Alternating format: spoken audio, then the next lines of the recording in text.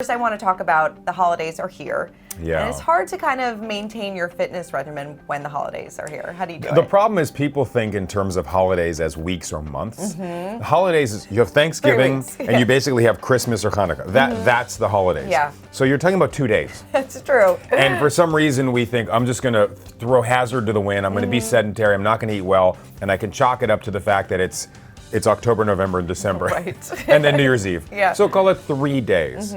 The rest of the time, stay on your game. Hit your step goal every day. My Fitbit reads at least 12,000 steps every day, even on the days that I'm gorging at those meals.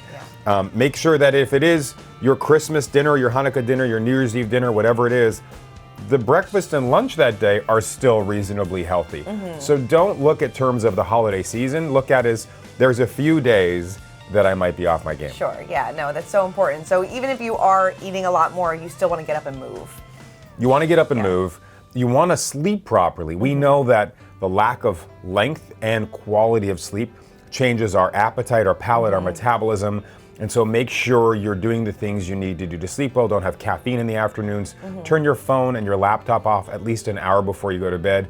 And I'm able to look in the morning at my sleep score on my Fitbit, and it tells me not just how much, but how well I slept or how poorly I slept. Right. And things like alcohol and caffeine and that blue light from technology plays havoc with it. It really does. And this is it's great because it's all right there on your wrist and it's so easy for you to access, so you have no excuse. So you can track your steps, you can track your sleep, you can track your fitness. And you can track your food, you can track your mailman, you can track your kid. No. You can track it all. Yeah. But then, of course, we have New Year's resolutions. Everybody is gunning to get back to the gym and, make a resolution in the new year. But, of course, come February 1st, a lot of people drop off. I'm not a big fan of New Year's resolutions for that reason. Yeah. If people think, okay, today's mid-December, what's my New Year's resolution going to be? How about it's what's today? Yeah. Why wait 2-3 more weeks to change your lifestyle? Start today, make small changes. So one of the things I do is I tell people before you leave the house, the apartment every single day, or the asylum, wherever you live, walk around the block once before you leave for work. And then when you get home at the end of the day, walk around the block once. So just that adds steps to your day. Yeah, it's so true. And then build on that over time. Make small changes over time, but begin today. Don't wait for January 1st. I like that. Is there any obviously there's all new trends every single year with diets and fitness. Is there anything that you're expecting in 2020? Or do you not believe I'm in hoping sanity. Yeah. This year was the year of extremes. You saw fasting became bigger than ever. Keto became bigger than ever. I always say, and you're a mom, would you want your kids eating like that? Don't eat, only eat in a 2-hour window over the day, or carrots are bad for you. No. So I'm hoping that sustainability, moderation, rationality comes back in 2020. I highly doubt it. Right.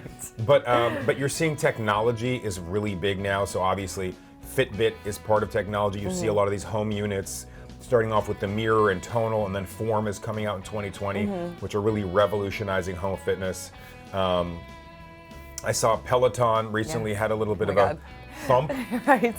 So there's a lot changing, but a lot of it has to do with technology. Yeah. What do you think of Peloton? What do you think of the in-home fitness gyms, pretty much? I think anything that gets people to move is great. That being said, we sit way too much. People sit way too much today.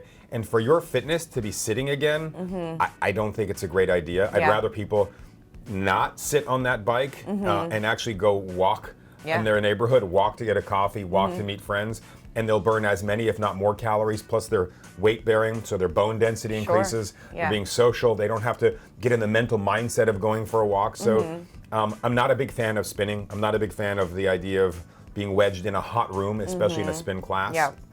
We know that our metabolism actually slows down in a hot room, but speeds up in a cold room. So here we are in the winter, go outside, put on a jacket, gloves and a hat, and walk outside, and you'll actually have an elevated metabolism from the cold temperature. Interesting. So take advantage of the winter. It's not a bad thing, it's a good thing. Yeah, I feel like walking is very underrated. They say it's one of the best exercises, right? And I feel like a lot of people just feel like you need to push yourself to the extreme. It's the best exercise, and there's a direct relationship between the intensity of cardio and your appetite. You've heard the saying, working up an appetite. Yeah. When people go for wind sprints or a boot camp or a spin class, when they're done, they're ravenous and they tend to eat more calories. Plus, they give themselves this license to cheat because they're at dinner that night with their friends, dessert comes, and they say, you know what, I did a spin class, I deserve dessert tonight. Whereas if you just walked today, you're not going to be later tonight saying, you know what, I deserve to eat this, I walked for coffee. Sure.